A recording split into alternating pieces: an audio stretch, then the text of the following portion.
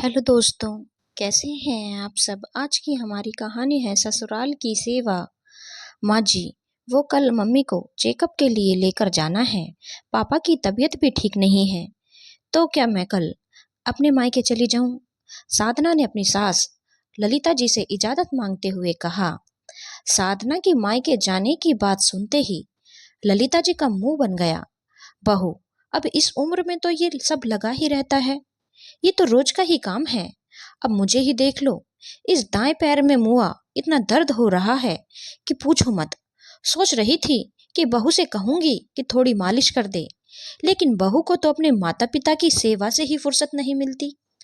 आजकल की बहुएं ये भी नहीं जानती कि असली पुण्य तो सास ससुर की सेवा से ही मिलता है। ललिता जी अपने पैरों को मसलते हुए बोलने लगी। सास की बात सुनकर साधना का चेहरा उतर गया। हर बार मायके जाने के नाम पर ललिता जी ऐसे ही कोई न कोई छीटा कसी करती रहती थी, लेकिन कम से कम साधना का इतना हक तो बनता ही था कि हारी बीमारी में तो अपने माता पिता के पास जा ही सकती थी। लेकिन इस बार भी ललिता जी ने खुद की तकलीफ को ऊपर रखते हुए मना कर दिया। रात को साधना का उतरा हुआ चेहरा देखकर उसके पति विवेक ने पूछ लिया, क्या बात है साधना, तुम कुछ उदास लग रही हो। विवेक, क्या शादी के बाद एक लड़की का अपने मायके के प्रति कोई फर्ज नहीं रह जाता? क्या सिर्फ सास ससुर की सेवा से ही पुण्य की प्राप्ति होती है? साधना ने भी विवेक के सवाल पर सवाल दाग दिया। विवेक ने अचरज से साधना की तरफ देखा। वो अपनी माँ के स्वभाव से वाकिफ था। उसे समझते देर न लगी। आज फिर सास बहू के बीच कुछ बात हो गई है। उसने मुस्कुराते हुए कहा, तुम ऐसा क्यों बोल रही हो? क्या माँ ने आज भी कुछ कहा? विवेक, मेरे पापा की तबीयत ठीक नहीं है और माँ को भी चेकअप के लिए लेकर जाना है। उनका शुगर लेवल काफी बढ़ गया है।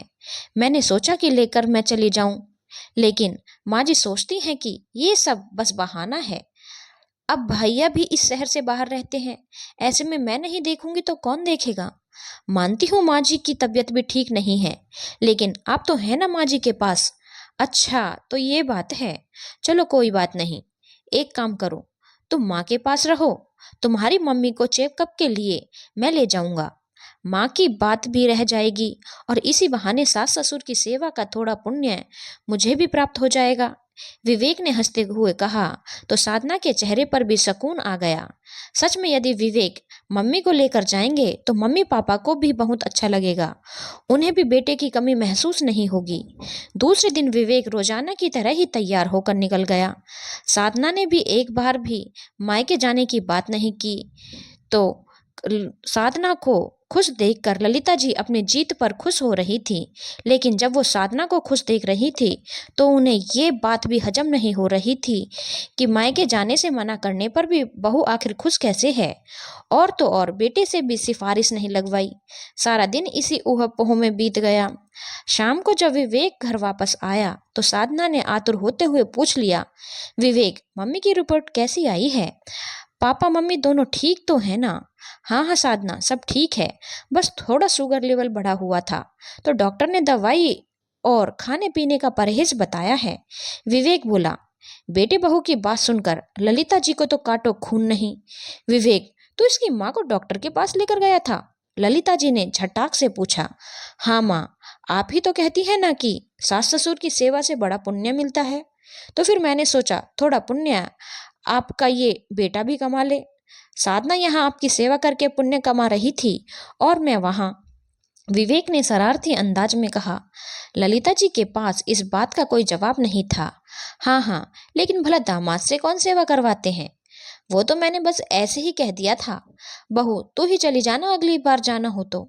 इस तरह विवेक की ऑफिस का हर्जाना करवाने की क्या जरूरत थी? मैंने तुझे मना थोड़ी ना किया था।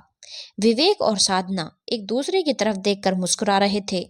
वो समझ गए थे कि अगली बार जरूरत पड़ने पर माँ कभी साधना को मम्मी पापा के पास जाने से नहीं रोकेगी, क्योंकि एक बेटे की माँ से शायद ये कभी हजम नहीं हो सकता कि उसका बेटा बहू के माता पिता के आगे पीछे घूमता रहे। आखिर बेटे की माँ तो दोनों हाथों में लड्डू रखना चाहती है। बेटा भी सिर्फ अपना रहे और बहू भी ससुराल की ही होकर रह जाए। धन्यवाद दोस्तों। अगर आपको कहानी अच्छी लगी हो तो चैनल को लाइक, शेयर और सब्सक्राइब करना ना भूलें।